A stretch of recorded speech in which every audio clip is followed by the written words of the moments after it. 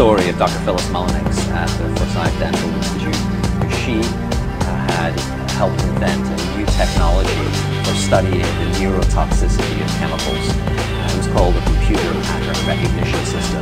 The pattern that we saw, it typically is what we see with other neurotoxic agents that are well known to cause a hyperactivity or a memory problem or an IQ problem. When I first presented the results of these studies, one of the individuals sitting and listening to the results, he says, "Do you have any idea what you're saying?" And he says, "You're telling us that we're reducing the IQ of children."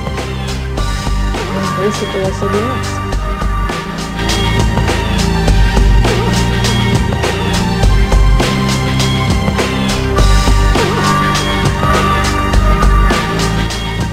From being an industry-funded, leading neurotoxicologist at a Harvard-affiliated research institute to being a voice in the wilderness. She has not received any grants nor any academic position as a research scientist since her opposition to fluoride was made public. But one of the significant things is that the Russians carried out all sorts of experiments on the people living in the Gulag. One of them, of course, was to fluoridate the water. Why?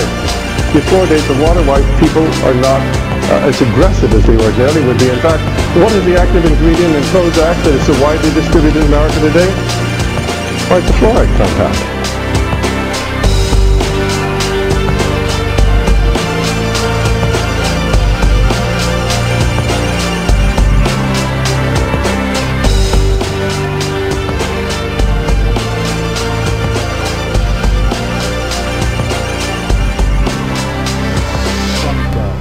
Developing a society because of all of these different toxins known to affect brain function. We're seeing a society that not only has a lot more people of lower IQ, but a lot fewer people of higher IQ. In other words, a dumbing down, a chemical dumbing down of society. So everyone's sort of mediocre. That leaves them dependent on government because they can't excel. We have these people of lower IQ who are totally dependent. Then we have this mass of people who are going to believe anything they're told because they can't really think clearly. And very few people of very high IQ who have good cognitive function who can figure this all out. And that's what they want.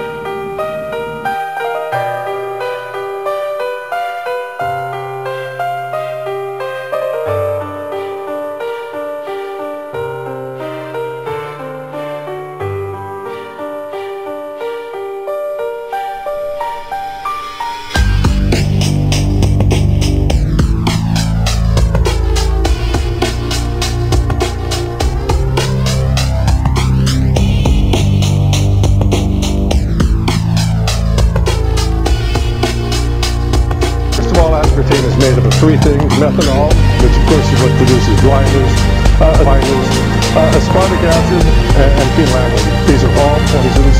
Aspartic acid, of course, back in the early 1970s, methanol produces blindness. Phenylalanine is what you see in the brain, and in high dosage it produces trauma. Donald Rumsfeld went into the company after he left Lockheed. He took over this company and it was going down the tubes completely. And he went in with a full team of politicians, brought in a press guy from there, brought in lawyers, and they took on the issue of this company as a political issue. We're developing a society because of all of these different toxins known to affect brain function. We're seeing a society that not a lot more people of lower IQ, but a lot fewer people of higher IQ. In other words, a dumbing down, a chemical dumbing down of society. So everyone's sort of mediocre. That leaves them dependent on government because they can't excel. We have these people with lower IQ who are totally dependent. Then we have this mass of people who are going to believe anything they're told because they can't really think clearly. And very few people of very high IQ who have good cognitive function who can figure this all out. And that's what they want. So, you can kind of piece it together as to why they are so insistent in spending so many hundreds of millions of dollars in propaganda money to dumb down